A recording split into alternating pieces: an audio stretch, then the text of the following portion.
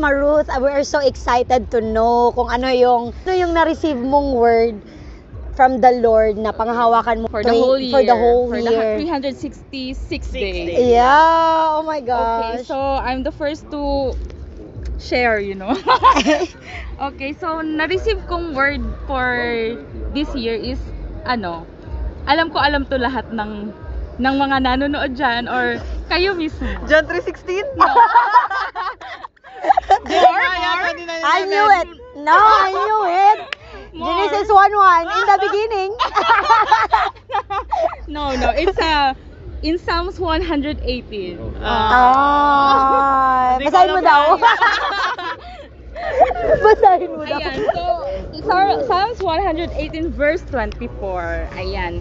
So, basahin ko. Ito, familiar to sa inyo. This is the day that the Lord has made. We will rejoice and be glad in it. Amen. Amen. Ito yung nag-strike sa akin this, nung binasa ko to actually, na-receive ko siya exact day 25.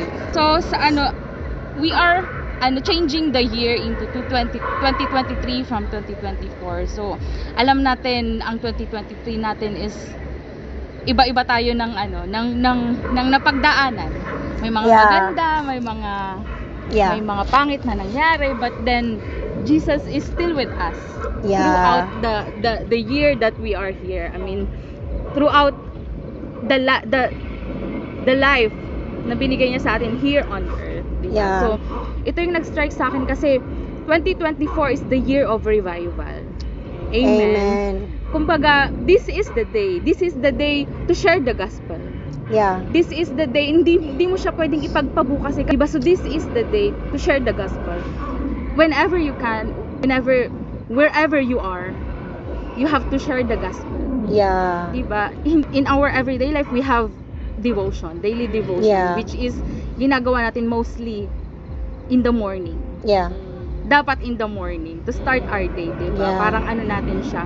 Yun yung pinaka-bread natin in the morning. Yeah. So, kailangan, before natin start yung day natin, we have to feed our spirit, our soul, our body, our mind, diba? With the word of God. Yeah. So, napaka-importante na kung ano yung na-receive natin within the day, let us share it. Yeah. Sa mo man yan, halimbawa, sa office mates mo. Kung di man sa office mates mo, after ng office hours, sa mga friends mo. Or sa flatmates mo. Or sa mga kapatid mo, sa mga kapamilya mo, diba? Yeah.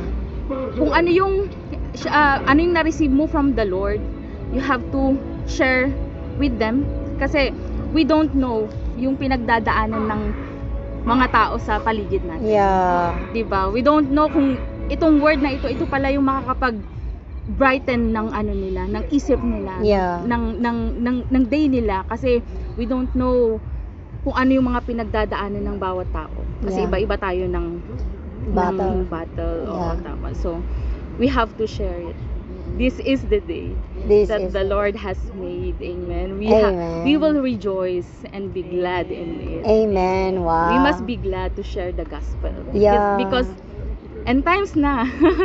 End times na. So, gusto ko ba mag-asawa? Siyempre mag-aasawa muna tayo, guys. Huwag natin hayaan na matapos ang Lord, mag-aanim na anak pa ako.